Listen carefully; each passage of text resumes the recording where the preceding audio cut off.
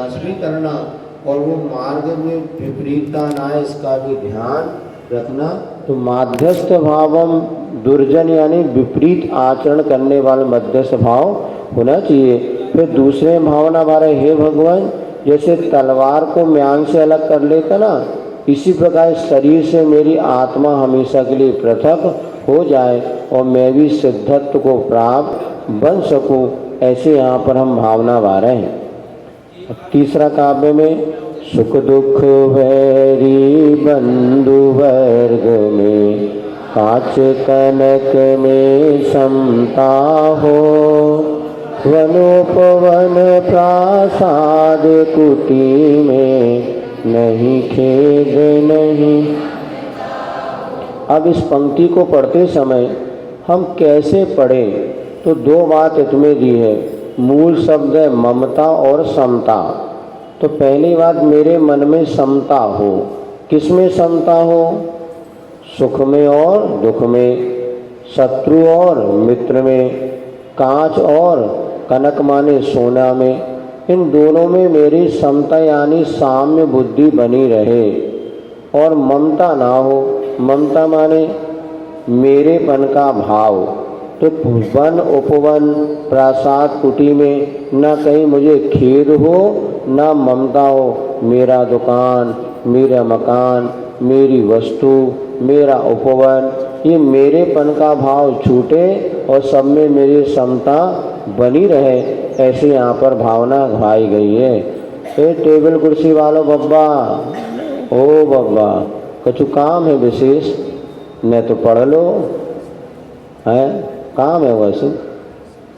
ए भैया पढ़ो शांति से, आध घंटा बात कर लियो, कौन ज़्यादा वसूली हो रही है।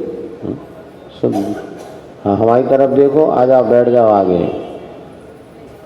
जिस सुंदरतम पथ पर चल कर जीते मोह मान मन मग, वह सुंदर पथ ही प्रभु मेरा बना रहे अनु। अब इस काव्य में क्या कहा देखो, हम देखें बहुत सारे लोग पढ़ तो रहे लेकिन क्या पढ़ा है ये हमें अब इस काव्य में क्या पढ़ा। एक काव्य पढ़ो, ज़्यादा नहीं पढ़ो, ज़्यादा बार पढ़ो और समझ कर पढ़ो। आज आपकी नहीं हमारी भी दशा है, हमने अभी तक इतना पढ़ा लेकिन क्या पढ़ा ये हमें पता नहीं, क्यों पढ़ा ये भी नहीं पता, ये शब्द हमसे क्या कह रहे ये भी भाव भाषण नहीं हुआ तो हमारा पढ़ना कोई सार्थक नहीं है। पाठो न कुरेदि कुनेदि गुणम, पाठ करना मात कार्यकारी नहीं होता जब तक उसका अर्थ भाषण। तो क्या कहा यहाँ पर का, हे भगवान वह पथ मेरे लिए अनुशीलन अर्थात आचरण करने वाला बने। कौन सा पथ? जिस पर चलकर आपने मोह मान माया कामदेव को जीत लिया। क्या भावना हमारे? वह पथ मेरे लिए हमेशा आगे मैं उसका अनुसरण करूं, जिस पथ पर चलकर आपने काम वासना आदि को जीत लिया है। अब अपनी निंदा प्रतिगुण करते हैं। एक इंद्रियादिक प्राणी की यदि मैंने हिंसा की हो,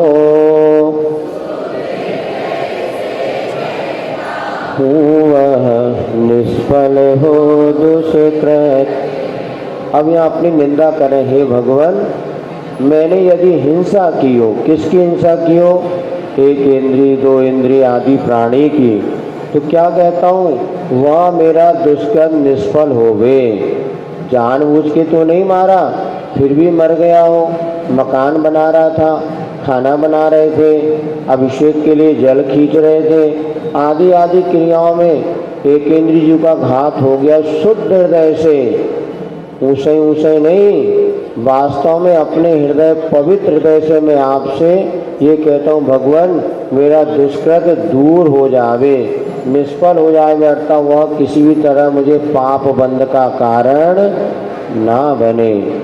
मोक्ष मार्ग प्रतिकूल प्रवर्तन कुछ किया कसायों से, विपत गमन सब काल समेरे, मिट जावे सद्भाव।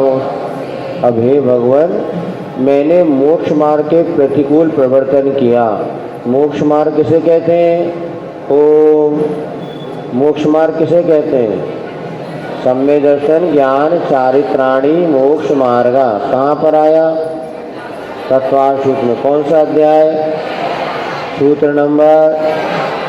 हाँ, तो इस मोक्ष मार्ग के प्रतिकूल आचरण किया हो, अर्थात सम्यक दर्शन का पालन न किया हो, सरागी देवी देवताओं की आराधना की हो, अथवा मैंने सम्यक ज्ञान की हंसी उड़ाई हो, अथवा चारित्र स्वयं पालन नहीं किया, प्रतिकोण किया ना आपने, मैंने तो उपवास किया नहीं, और जो उपवास कर रहे देखो कह ही रहते हम करो मत, ढीले हो गए ना, लो रात भर नाय माय हो रहे, बढ़िया खा ली, देखो हम खा पी के कैसे अच्छे टाट हमें देखो बढ़िया एक आसन करे, तुम्हारे उपवास करे, मुरझा से गए। हाँ, ऐसे कहने वाले भी लोग हैं, ऐसे कहने वाले भी लोग हैं, देखो काय को खा पी के सुखद जा रहे हैं महाराज के, अब कंजूस है ऐसे उपवास कर रहे। हमसे कोई कहता है 10 मिनट काय कंजूसी कर रहे थे ना, खाओ पियो हंसने लगते हैं। 10 उपवास के लिए देखो कितनी बचत हो गई, 10 दिन की बचत हुई नहीं भाई, बढ़िया सब रोटी सब्जी बच गई। ऐसा कह के भी हतोत्साहित करने वाले लोग हैं। ध्यान रखना, पाप कार्य में समर्थन करने में दुनिया मिल जाएगी, किंतु धर्म कार्य में आपका प्रशंसा करने वाले एक आदमी मिल जाए तो बहुत बड़ी बात है।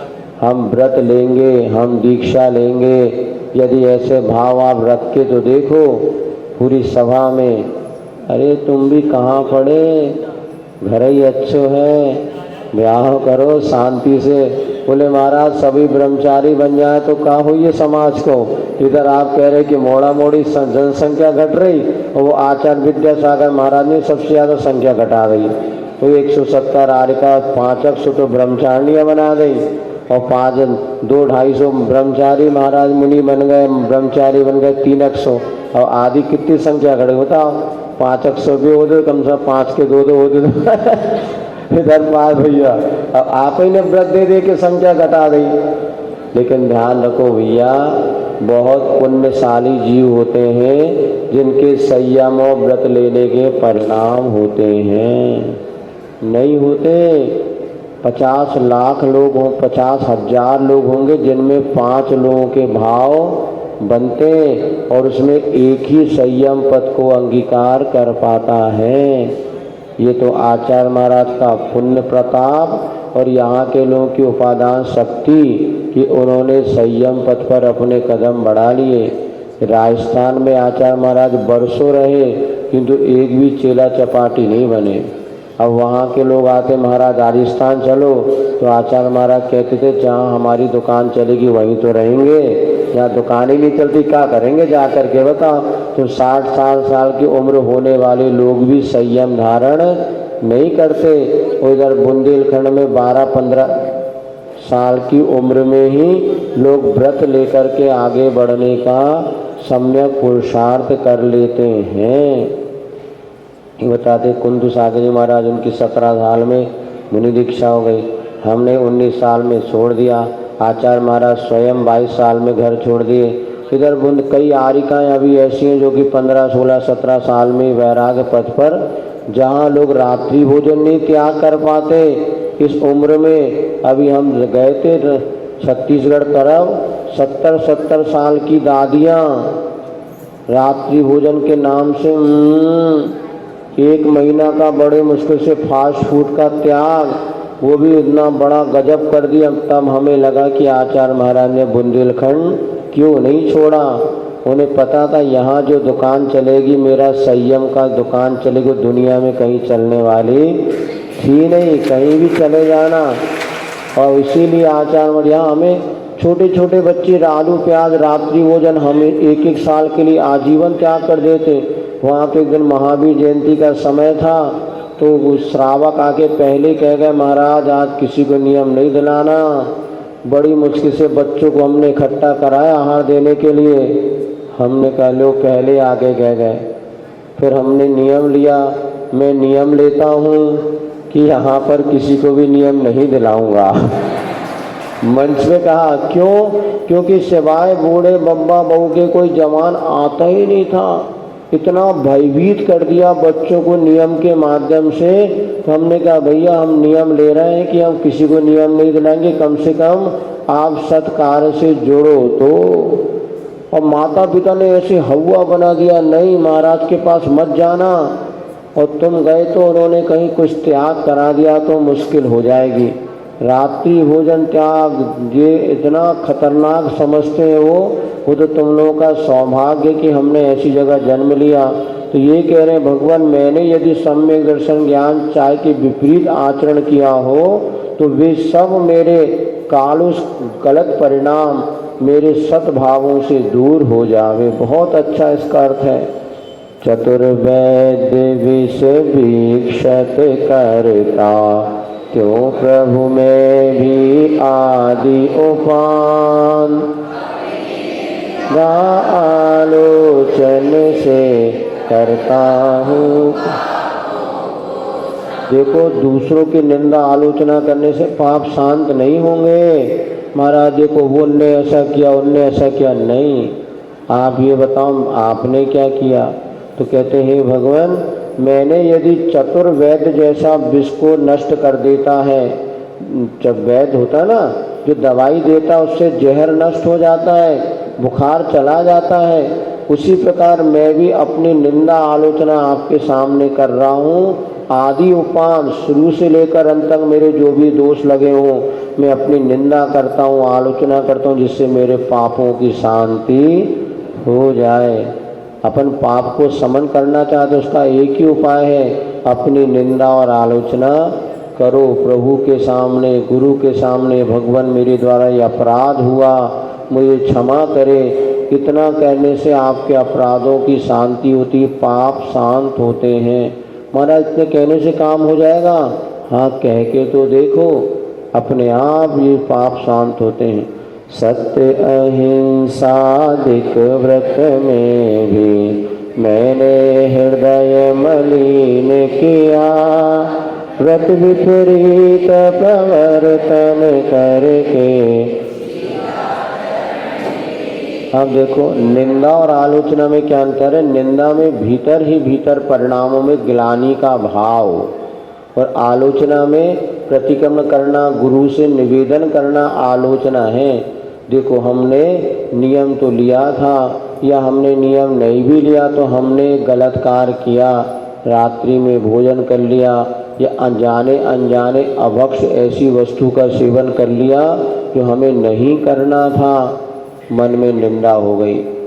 बैठे बैठे भगवान के सामने, हे भगवान मैं निंदा कर। फिर आलोचना गुरु से, बड़ों के सामने कि हमारा ऐसा गलती हमसे हुई, आप प्रायश्चित दे के हमारा उद्धार करो, इसको कहते हैं आलोचना। फिर क्या हो गया? सत्य अहिंसा आदि जो 5 अणुव्रत होते हैं उनमें भी मैंने हृदय मलिन किया। सोचा था आज मैं सत्य बोलूँगा, किंतु सत्य ना बोल के झूठ बोल दिया। ऐसे अहिंसा आदि जो व्रत हैं उनमें दोष लगा लिया हो तो, और व्रत विपरीत प्रवर्तन करके शीलाचरण व्रतीन किया, अपने व्रतों के विपरीत आचरण करके अपने शील व्रत को नष्ट किया हो, आचरण को दूर कर दिया, विलीन कर दिया, माने नष्ट कर दिया हो, तो हे भगवान उसकी मैं निंदा आलोचना करता हूँ। कभी वासना की सरिता का गहन सलिल मुझ पर छाया, पी कर विषयों की मदरा मुझ में पागलपन। हे भगवान, कभी ऐसी तीव्र वासना की गंगा पानी मेरे हृदय से बहने लगा कि मुझ पे अंधकार छा गया, और मेरे पंचेंद्रियों की विषयों की ऐसी मदरा पी कि मुझ में पागलपन आ गया, और कुछ अच्छा और बुरा मुझे समझ में। निद्रा और वासना 2 सगी बहनें जिन्हें लज्जा ना छूती।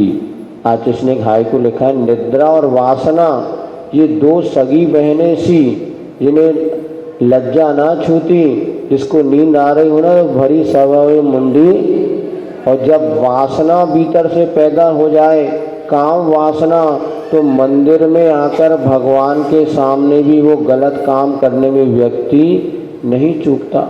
तो वही कह रहे, हे भगवान मेरे मन में कभी वासना के ऐसी गंदा पानी बहने लगा, मेरी भावना विपरीत हो गई और मैंने अगर मदिरा के समान मुझ में पागलपन छा गया, मैंने छली और मायावी हो असत्य आचरण किया, पर निंदा गाली चुगली जो। हे भगवान मैं छल कपटी बना, मायाचारी हुआ, असत्य आचरण किया, उस पर की निंदा, उसकी चुगली, जो मुंह पर आया वही मैं बमन किया ने बोलता रहा। मैंने कुछ विवेक नहीं रखा कि किसमें मेरा अहित है और किसमें मेरा हित है। निरभिमान उज्ज्वल मानस हो, सदा सत्य का ध्यान रहे, निर्मल जल की सरिता सदृश। हे भगवान जो सदा सत्य है, निरभिमान है, उज्ज्वल है, ऐसे मेरा मन कैसा बने, अभिमान से रहित बने, निर्मल बने और मेरे हृदय में सदा सत्य का ही, परमात्मा का ही ध्यान रहे और मेरे के मन रूपी निर्मल जल की सरिता के समान मेरे ही माने हृदय में निर्मल ज्ञान का प्रवाह बहता, ऐसे निर्मल जल की सरिता बहती है, ऐसे मेरे मन में पवित्र भावों का संचार हो। देखो अपन पढ़ते तो कई बार है, लेकिन क्या ये भाव कभी पकड़ पाते हैं? लेकिन ये भाव होना चाहिए। अपन भावना योग पर और करते हैं भगवान, तो इसको आप प्रार्थना, हे भगवान मेरा मन अभिमान से रहित हो, हे भगवान मेरा मन उज्जवल हो, मेरे भगवान मेरे मन में सदा सत्य का ही ध्यान रहे, हे भगवान मेरे हृदय में निर्मल जल के समान हमेशा अच्छा ज्ञान का प्रवाह बना रहे। ऐसी प्रार्थना करके भावना भाके तो देखो, आप क्या चाहते हैं वो सब भगवान देने को तैयार है। छाइक दान है, नौ लब्धियों में ओम, 9 लब्धियों में छाइक दान एक लब्धि है। भगवान दे अथवा ना दे, आप मांग करके देखो। आप दुनिया के राग रंग की बातें मानते हैं, आज ये भावना भगवान, हे भगवान मेरे मन में पवित्र विचार आए, मेरे मन में कभी गंदे विचार ना आए, मैं कभी भी कुशील पाप में ना फंसूं, मेरा हृदय पवित्र रहे।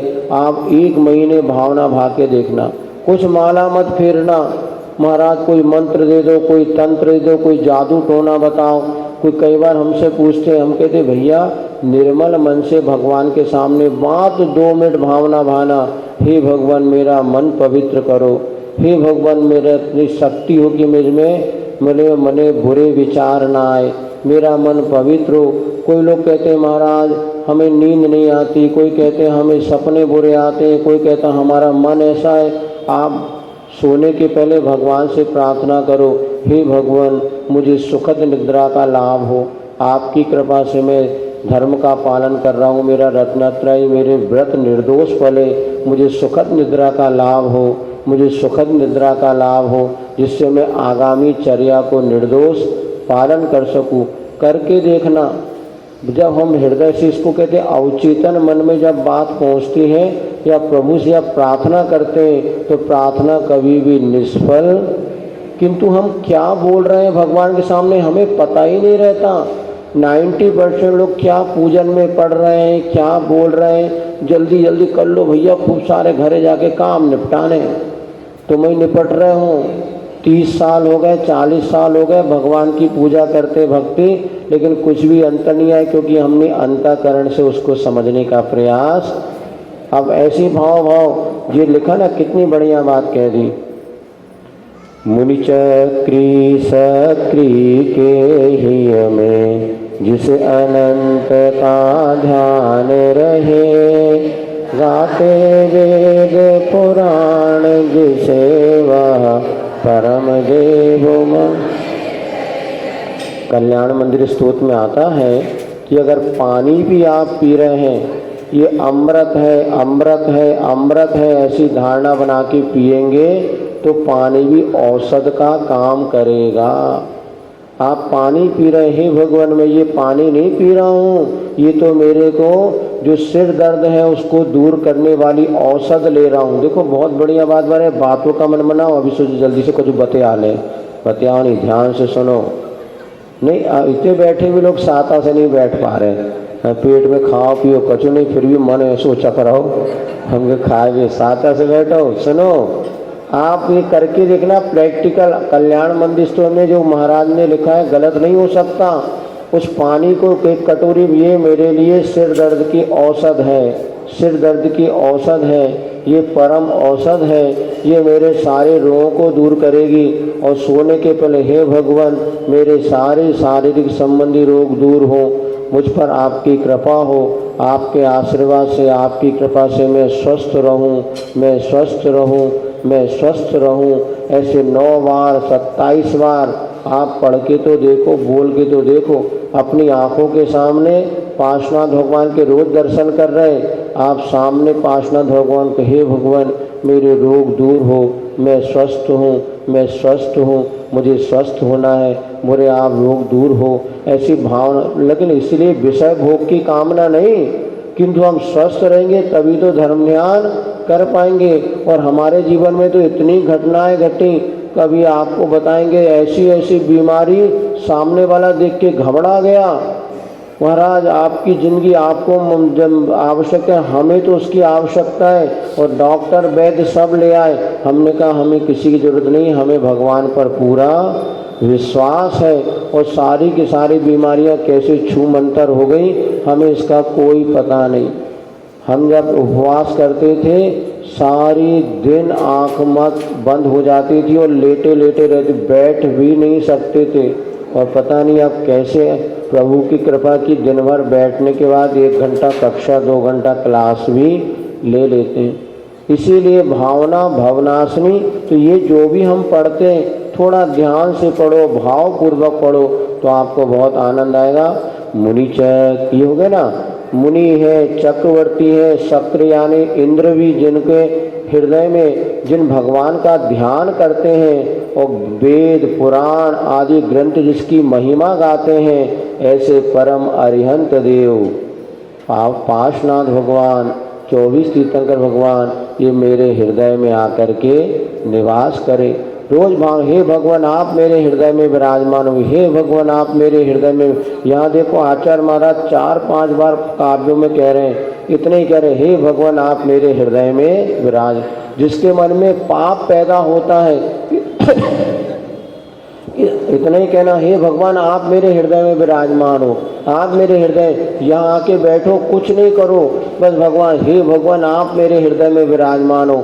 जब भगवान आपके हृदय में विराजमान होंगे तो पाप वहाँ पर भाग जाएगा।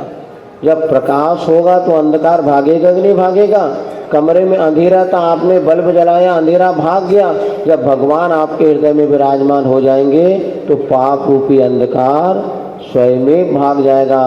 बस थोड़ा मेहनत करना पड़ेगा, अभ्यास करना पड़ेगा और भगवान को अपने हृदय में विराजमान करो।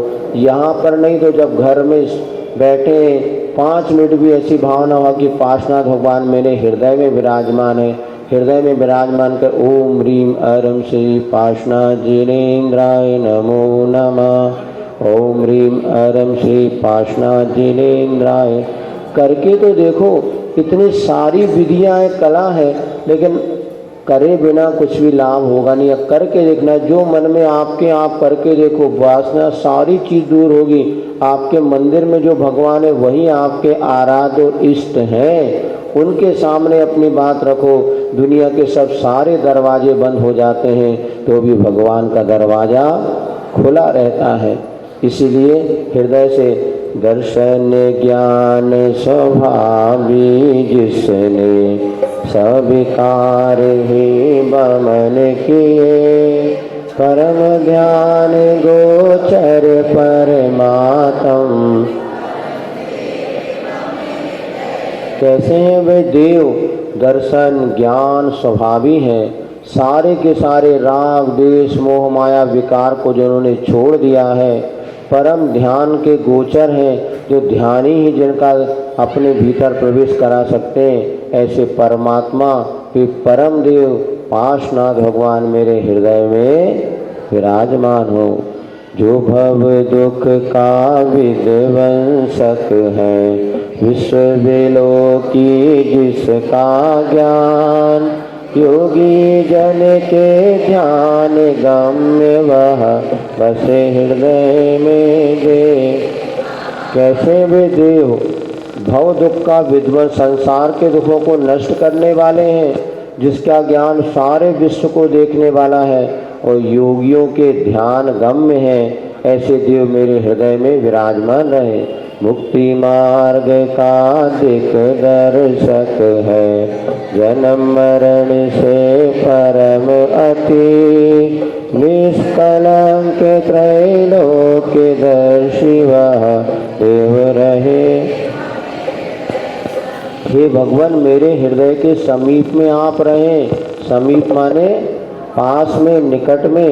कैसे हैं वे देव, जिन्होंने मोक्ष मार्ग का उपदेश देने वाले हैं, जन्म मरण से ऊपर उठ चुके हैं, निष्कलंक हैं और तीन लोक के पदार्थों को देखने वाले हैं।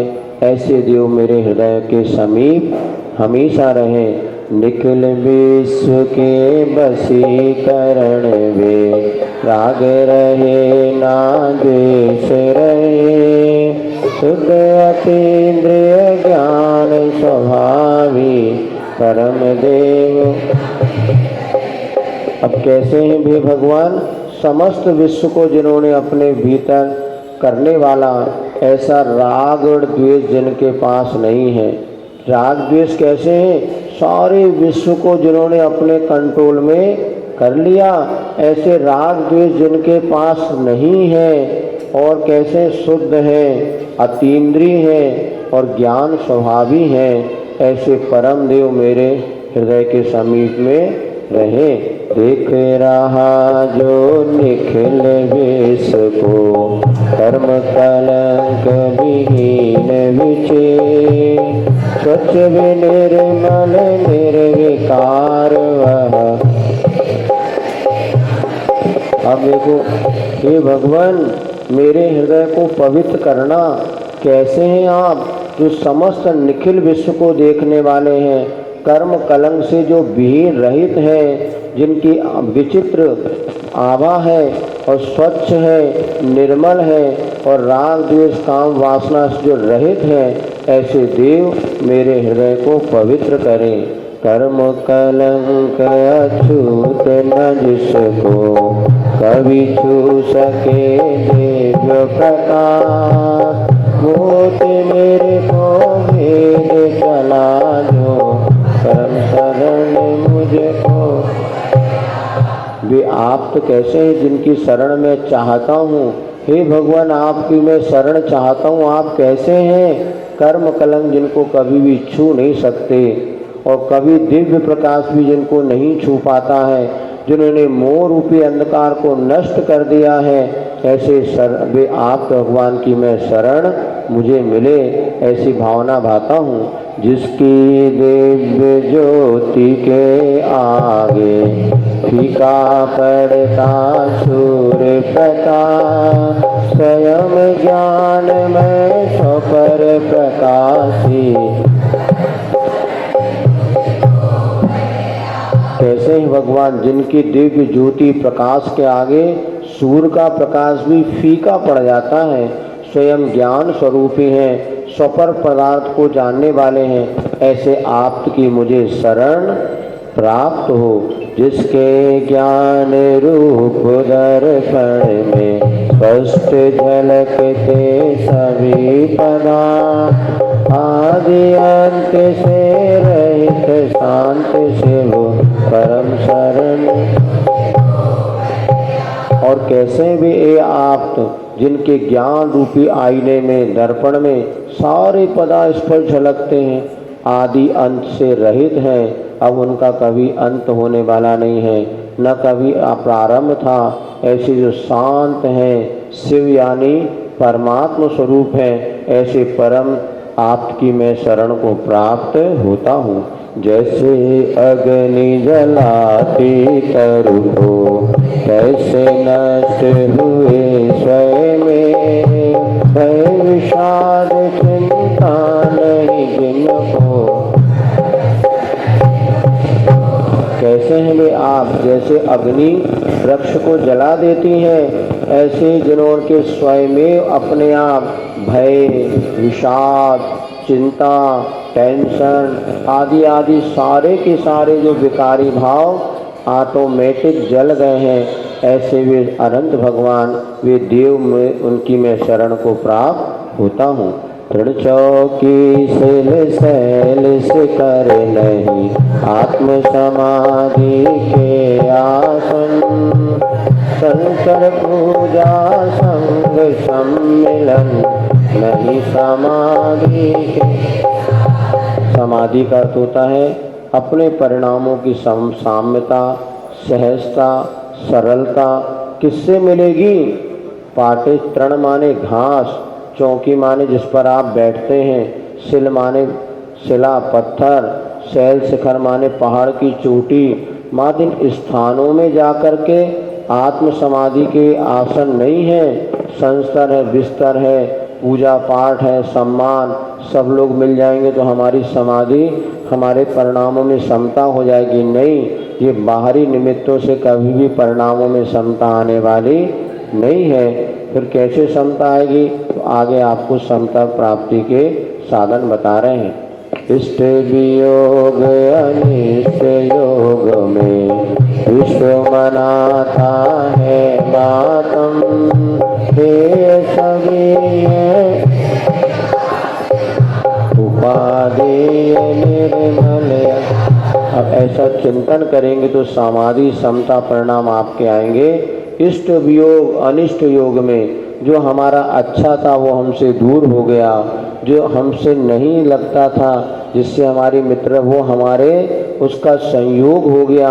ऐसी अवस्था में सारा विश्व का मातम मनाता है, रोता है कि बताओ जिनसे पढ़ रही थी वे पड़ोस में आके बैठ गए, और जिनको चाह रहे थे बाजू में बैठे वे दूर जाके बैठ गए, वे घेर ही नहीं रहे हमारी तरफ। अब बड़ा दुख हो जाता है, मन में मातम व्यक्ति मनाता है। तो आचार्य कहते हैं सभी ये विषय वासना है, ये है, इसको उपाधि अपनी निर्मल आत्म तत्व है। अपने आत्म तत्व को प्राप्ति करने का पुरुषार्थ करो। ये जिनको आप इष्ट अनिष्ट समझ रहे हैं ना, ये आपके कर्म के उदय से है, लेकिन वास्तव में कोई भी संसार में ना आपका मित्र है न कोई शत्रु है, अपितु यह आपकी सब विषय वासना है। इसको छोड़ के आत्म तत्व को स्वीकार करो। ये पूरा आज ही करना है। बाह्य जगत कुछ भी नहीं मेरा, और न बाह्य जगत का मैं, छोड़े बाह्य को मुक्ति हेतु निषेध। अब वो चिंतन करती है बाहरी जगत जितना भी दिख रहा है ना, ये कुछ भी मेरा नहीं है, और मैं भी इस बाह्य जगत का नहीं हूँ। जब आचार्य महाराज को हम लोगों ने पूछा कि आचार्य जी आप इतना सारा सामाजिक काम करना पड़ता, हम शिष्यों को देखना पड़ता है, सब करना पड़ता, आप सामायिक में कैसे एकदम स्थिर हो जाते? हमने देखा बड़े बड़े कार्यक्रम होते थे आचार्य जी के सानिध्य में। ये आचार्य महाराज जब सामायिक में बैठते तो खूब आनंद से सामायिक करते। तो आचार्य जी कहते मैं तो एक ही मंत्र पाता हूँ, हम न किसी के कोई न हमारा। बस हम जब तक व्यवहार काम करना था कर दिया, जैसे सामायिक में बैठो हम न किसी के कोई न हमारा, हम न किसी के कोई न हमारा, न हम किसी के न कोई हमारा, कोई किसी का साथी नहीं रहे। ये सब ऊपर की बातें हमारे हमारे, लेकिन वस्तु से देखा जाए तो माँ भी शत्रु बन जाती है अगर आप माँ के भला ना करो। तो देखो वो सुकुमार मुनि जो थे उनकी माँ ही ने उनको भक्षण कर लिया, बताते श्यालनी बन करके। इधर सगा भाई भरत बाहुबली अपने सगे भाई पर चक्र चला दिया। क्या संसार है!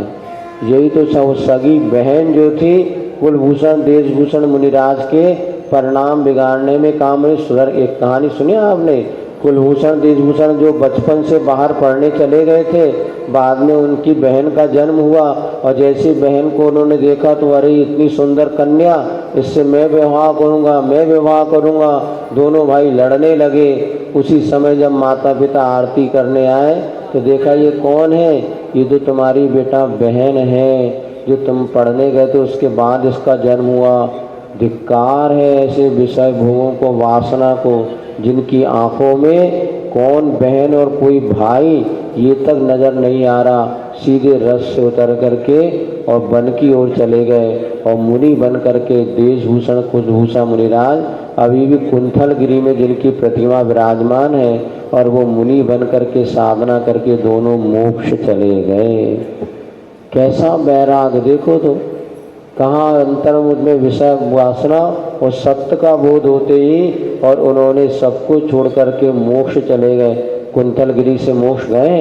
आज भी उनकी प्रतिमा बनी, दोनों महाराज ऐसे बॉडी बिल्डर दिखते हैं, छोटी प्रतिमा है लेकिन ये बहुत, देखो यही जब तक हमारी दृष्टि में सत्यता का बोध नहीं होता ना तभी तक ये सब दुष्भावना होती है। एक बार सत्य समझ में आ जाए तो मन कैसा पवित्र होता है।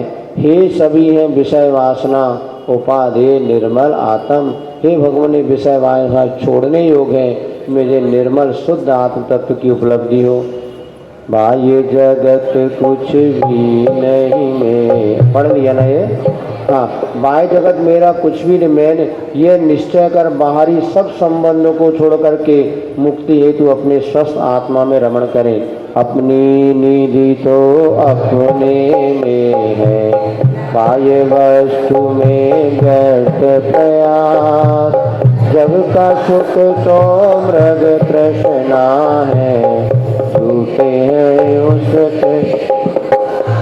हम ढूंढ रहे कि हमें कहीं सुख मिल जाए, परिवार से सुख मिल जाए, मकान से सुख मिल जाए, धन संपत्ति मोबाइल से सुख मिल जाए, किंतु भैया ये सब मृग तृष्णा है। हिरण घूमता है कि आगे पानी, किंतु पानी मिलता नहीं, तो ये मृग तृष्णा है। बाहरी पदार्थों में कभी सुख मिलने वाला है ही नहीं है, फिर कहाँ मिलेगा? अरे अपनी निधि अपने में है, तेरा सुख तेरे भीतर है। वायु वस्तु में व्यर्थ प्रयास कर ऐसे हिरण भागता रहता है, ऐसी तो जिंदगी और बाहर भाग रहा है, किंतु मुझे तत्व से झूठा है तेरा पुरुषार्थ। अक्षय है शाश्वत है आत्मा, निर्मल ज्ञान स्वभावी है, जो कुछ बाहर है सब पर है, कर्माधीन बिना। अब मैं कौन हूँ, कैसा हूँ? मैं तो आत्मा हूँ। उसका स्वरूप कैसा है? अक्षय, कभी नष्ट होने वाला नहीं है, शाश्वत है, निर्मल ज्ञान स्वभावी है, और जो भी कुछ बाहर दिख रहा है ना सब पर है, कर्मों के अधीन है। जैसा हमने शुभ शुभ कर्म किया उसका ही फल मिलता है, सब पर है और कर्मों के अधीन है। ये मंत्र अगर हमारे जीवन में उतर जाए ना तो कभी भी बाहरी परिस्थिति उत्पन्न होने वाला विकल्प, तनाव, टेंशन और आपको ये व्यवस्था कभी भी तकलीफदायक होने वाली नहीं है। क्या कह दिया? जो कुछ बाहर है सब पर है, कर्माधीन, विनाशी और नष्ट होने वाला है। कोई भी परिस्थिति ज़्यादा देर तक टिकने वाली, बताओ सुख ज़्यादा देर तक टिकता है क्या? तो दुख ज़्यादा टिकेगा क्या? बस जब दुख आए तो यही विचार करना ये भी नष्ट होने वाला है, ये भी दुख चला जाएगा, ऐसा विचार करना। फिर तन से जिसका एक नहीं हो, सुततीय मित्रों से कैसे, कर्म दूर होने पर तन से रोम समूह। अरे जब शरीर से हमारी एकता नहीं है, मेरा नहीं तो सुत पुत्र है, स्त्री है, मित्र, ये कैसे मेरे हो सकते हैं? इस शरीर से चमड़ी निकाल दो, क्या रोमकूप बचेंगे? अरे जब चमड़ी निकले और रोमकूप भी नहीं बचते, इसी प्रकार जिनको मैं अपना मान रहा हूँ, भी जब शरीर ही मेरा नहीं है तो सारे मेरे मेरे कैसे हो सकते हैं? ऐसा वो विचार करना चाहिए, तो समता परिणति आपकी बनेगी। महाकष्ट पाता जो करता, पर पदार्थ जड़ दे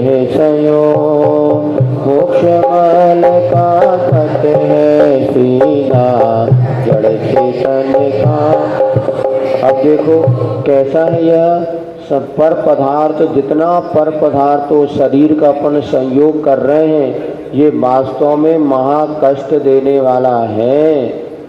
ये परमार्थ की बातें बतलाई जा रही। संसार की दृष्टि से तो सब आपको बेकार फालतू बातें लग रही होंगी, लेकिन परमार्थ सच्चा सुख अगर चाहिए, देखो सब बातें लोगों को बाद में समझ में आती हैं। जब वासना का तीव्र वेग होता ना तो सत्य समझ में नहीं आता, किंतु कोई बात नहीं, अभी समझ में आए ना आए एक बार सुन तो लो। जब कभी जीवन में निमित्त बनेगा तो ये आपके लिए राम बाण औषधि का काम करेगा।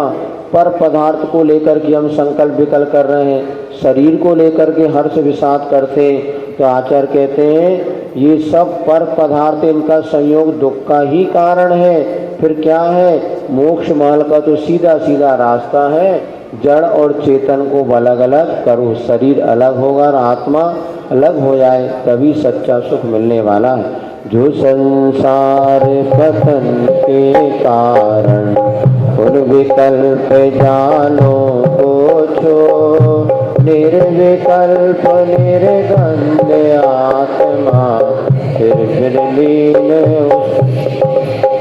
सारे के सारे विकल्प जाल, मेरा तेरा, हाय तोबा, सुख दुख, ये सब क्या है, संसार को ही बढ़ाने वाले, संसार में गिराने वाले। फिर क्या करें भगवान, निर्विकल्प निर्द्वंद जो निज आत्मा है, निज आत्म तत्व स्वरूप है, बार बार उसी में लीन हो, उसी को प्राप्त करने का पुरुषार्थ करो।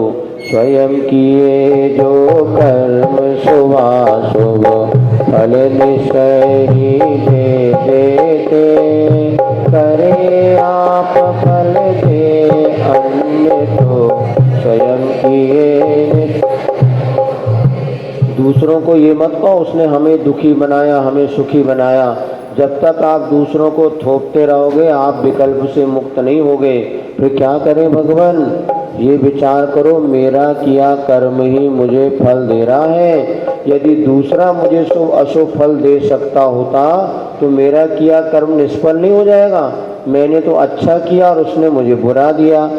मैंने आम बोया और उसमें से करेला निकला, ऐसा होएगा क्या? आम बोया तो आम ही निकलेगा, करेला बो गए तो करेला। जब यहाँ इतना विश्वास है, ऐसे विचार करना मेरा किया कर्म है, कोई मुझे दुखी नहीं बनाता, ना जेठानी, ना देवरानी, ना सासू, ना ससुरा, ना पति, ना बच्चे, ना कोई मुझे दुखी नहीं कर रहा। मेरा कर्म ही मुझे दुखी कर रहा है, इसलिए मुझे किसी पर कोई दोषारोपण नहीं करना। 5 मिनट भगवान के सामने भावना भाव के देखना, मन कैसा हल्का नहीं होता। अपने कर्म से भाई जीव को कोई न फल देता, कुछ भी कर देता है यह विचार कर फिर हो छोड़। हाँ, दुनिया में बड़े बड़े ऐड चल रहे हैं, वजन कम कर लो, वेट लॉस के बड़े बड़े क्लिनिक खुल गए हैं कि वजन कम करने का। ये शरीर के वजन कम करने के लिए भले कितने क्लिनिक खुल जाए, किंतु मन का वजन, जानते हैं मन भारी होता नहीं होता, मन इतना भारी हो जाता है किसी का, तो मन का वजन करने का क्लिनिक तो यहीं पर है। अर्थात जिनेंद्र भगवान की वाणी सुनोगे तभी मन हल्का होगा। देखो क्या कह रही, अपने कर्म सिवाय कोई किसी को फल नहीं देता, दूसरे ने मुझे सुखी दुख, ऐसा विचार छोड़ो, ये प्रमादी बुद्धि है, इसको छोड़ करके अपने आत्म तत्व में स्थिर रहो। निर्मल ज्ञान निर्मल सत्य शिवम सुंदर है, अमित गति वह देव महान, शाश्वत निज में अनुभव करके पाते निर्मल। कैसे वे अनंत देव भगवान निर्मल है, सत्य है, शिव रूप है, सुंदर है और शाश्वत अपने आत्मतत्व का अनुभव करने वाले हैं, जिन्होंने निर्वाण पद को प्राप्त कर लिया। ऐसे वे महान देव हैं जिनको आज मुझे शरण मिली है, और ऐसे देव की शरण से मैं भी उस निर्वाण पद को प्राप्त कर सकूं। ऐसे 32 पदों के माध्यम से आज को संबोधन दिया गया।